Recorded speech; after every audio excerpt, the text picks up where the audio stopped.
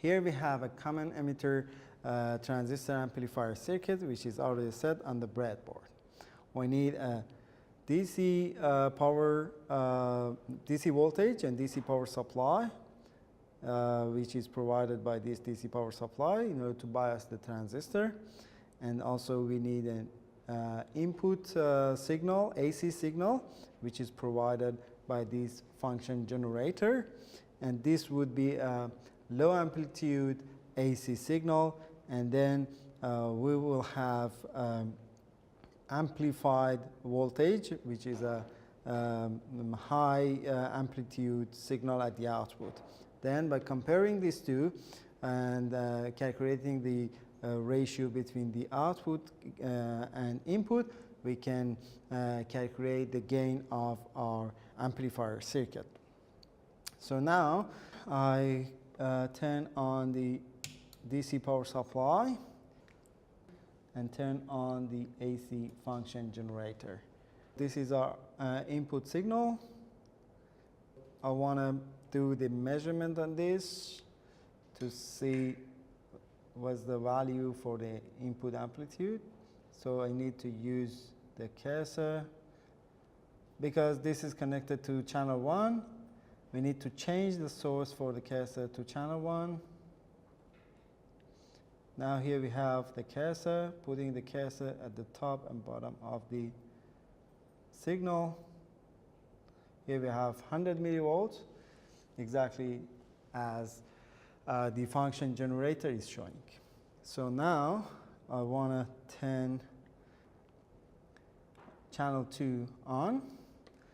This is now our output signal. I can do the same for measurement. I want to turn the channel 1 off, change the source for the cursor to source 2, and this is now the signal is moving. In order to stabilize the signal, we need to use this knob as fixed.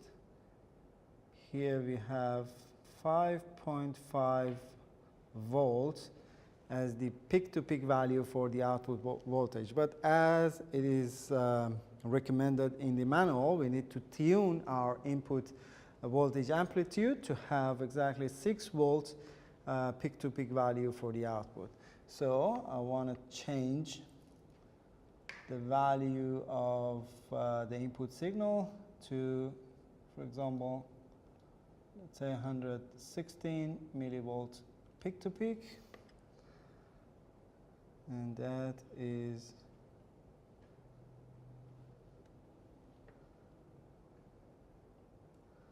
a bit. I want to change to 105 millivolt peak-to-peak. Now here we have 6 volts at the output as the amplitude for the output voltage. So now by recording the value that we have for the input, which is 105 millivolts as the input, and the output is 6 volts.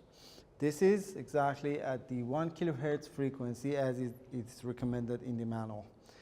So now we have one measurement. We need to repeat this measurement at different frequencies without changing the input amplitude. The only thing that's required is changing the frequency from 20 hertz to 200 kilohertz as recommended, and do the measurement at different steps. I want to repeat this measurement just for one more step. For example, 20 hertz, I need to press on the frequency and set it at 20 and select the correct unit, which is hertz. So then I need to change the time scale, probably the voltage scale. And then using the cursor, I can do the peak-to-peak voltage measurement again at this frequency. So at this frequency, the peak-to-peak voltage for the output is just 1 volt, while we haven't changed the input amplitude. So we can see that at low frequency, the gain is not as we had at 1 kilohertz.